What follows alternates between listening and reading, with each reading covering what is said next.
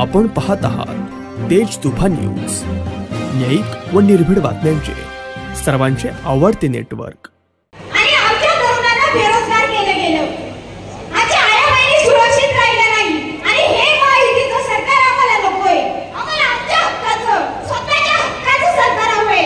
ते आणण्यासाठी गरज आहे ती तुमच्या आधाराची, तुमच्या साथीची। मध्यंतरी मारगाव गावामध्ये छत्रपती शिवाजी महाराजांचा पुतळा पडला आणि त्या राजाचा पुतळा पडावा त्याच्यामुळे आया बहिणीच्या डोक्यावरचा पदर शाबू दे, वर्गणीच्या डोक्यावरची टोपी शाबू दे।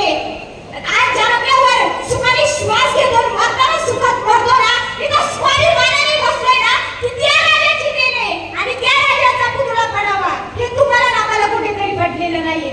हा शेतकरी ज्या फक्त देशाची ओळखच नाहीये, हा शेतकरी या देशाची आन बान मान शान सर्व काही आहे। पण आज त्याची मुलं, त्याच्या मुलाचं काय झालं, तरुण वाढली, मुलांना आरक्षण नाही राहिलं आणि तो या देशाचा पोट भरतो, तोच आज त्याला दिवाळीला प्रश्न पडला, दिवाळी साजरी करायची तर कशी करायची? अरे काय हे नको आपल्याला महायुतीचं सरकार, आपल्याला आपल्या हक्काचं सरकार हवंय। तुम्ही म्हणता ना दीपावलीला इडा डोळो आणि बळीचं राज्य येऊ, तुम्ही असं का म्हणत नाही? इडा डोळो आणि आदरणीय शरदचंद्रजी पवार साहेबांचं सरकार येऊ, कारण जेव्हा त्यांचं सरकार येईल ना तेव्हा खऱ्या अर्थाने एका शेतकऱ्याचं सरकार येईल, एका शेतकऱ्याचं सरकार येईल। मी सुद्धा एका शेतकऱ्याची मुलगी आहे, मला माहिती आहे शेतकऱ्याच्या अपेक्षा काय असतात। शेतकऱ्याच्या अपेक्षा एवढ्याच आहेत, मला माझ्या मालाला हवा तसा भाव मिळावा, माझ्या आया बहिणी सुरक्षित राहाव्या। पण जर हे महायुतीचं सरकार त्या शेतकऱ्याच्या अपेक्षा पूर्ण नसेल ना करीत, तर हे महायुतीचं सरकार नकोय आपल्याला। आमचा जन्म जुन्नर तालुक्यात झाला। जुन्नर तालुका असा महाराष्ट्राचा एकमेव तालुका आहे ना, त्याच्यात 5 धरणांचं पाणी आहे।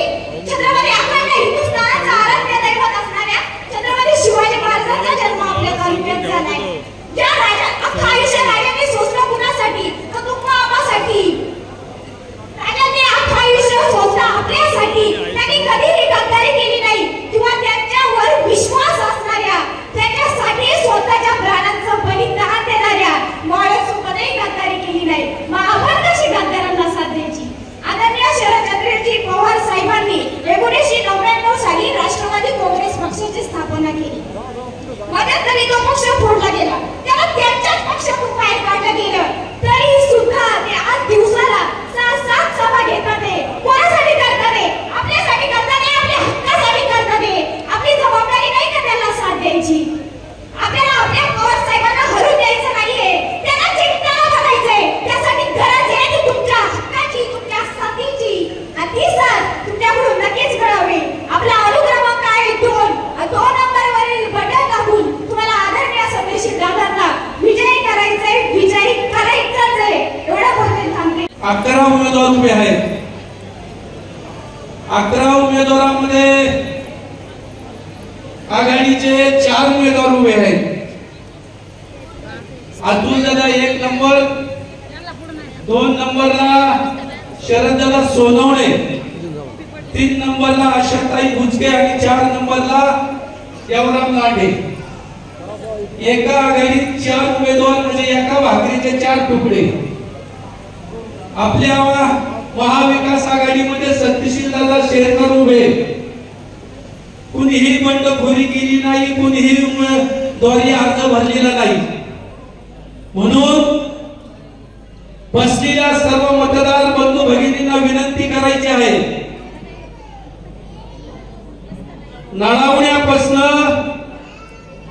तर खुबीपर्यंत रोज सकाळी 3 वाजता उठून जो काल काकड्याचा समारोप झाला, पूर्ण तालुक्यामध्ये 122 गावं वाड्या वस्त्या मी घेतलेली आहेत। माईकवरून नुसती बोगस भाषणं ठोकीत नाही, मी माईकवरचा पुढारी नाही, मी खालच्या पट्टीत काम करतो आणि जो सत्य सर्वे असेल तो तुमच्या पुढे मांडतो।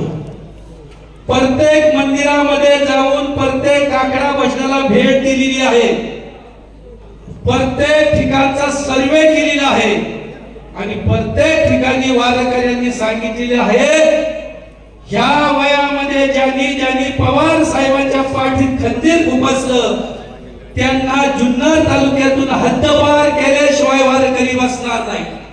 घेतली आहे आणि या सभेमध्ये तुम्ही एवढ्या बहुसंख्येने उपस्थित आहात ही सभेची संख्या सांगते की आमच्या शिवजन्मभूमीचे आमदार आणि आमच्या जुन्नर तालुक्याचे आमदार आदरणीय सत्यशील दादा शेरकरच होणार। आपण सर्वांनी गेल्या लोकसभेच्या निवडणुकीत अमोल कोल्हे साहेबांना 51,000चं लीड देऊन हे सांगितलं आहे की या विधानसभेच्या निवडणुकीत आपल्या जुन्नर तालुक्याला एक नवीन चेहरा म्हणून आणि एक तडफदार नेतृत्व म्हणून आपल्या सर्वांना आदरणीय सत्यशील दादा यांना आमदार करायचं आहे। ही लढाई फक्त आदरणीय शरदचंद्रजी पवार साहेब किंवा आदरणीय सत्यशील दादा यांच्यापर्यंत मर्यादित नाहीये। ही लढाई एकनिष्ठतेची आहे, स्वाभिमानाची आहे, शेतकऱ्यांच्या हक्काची आहे, तरुणांच्या बेरोजगारीची आहे, शिव विचारांची, शिव संस्कारांची। आणि ही लढाई आपल्याला फक्त लढाईचीच नाहीये तर जिंकायचं सुद्धा, ते सुद्धा बहुमतांनी। रयतेचे राजे श्रीमंत योगी छत्रपती शिवाजी महाराज, क्रांती सूर्य महात्मा ज्योतिराव फुले, ज्ञानज्योती सावित्रीबाई फुले, आरक्षणाचे जनक डॉक्टर बाबासाहेब आंबेडकर, माता रमाई, लोकशाही अण्णाभाऊ साठे यांना माझे त्रिवार अभिवादन। आदरणीय आपले सर्वांचे आधारवड असे शरद पवार साहेब, आपल्या सर्वांच्या लाडक्या। आपण पाहत आहात तेज तुफान न्यूज, न्यायिक व निर्भीड बातम्यांचे सर्वांचे आवडते नेटवर्क।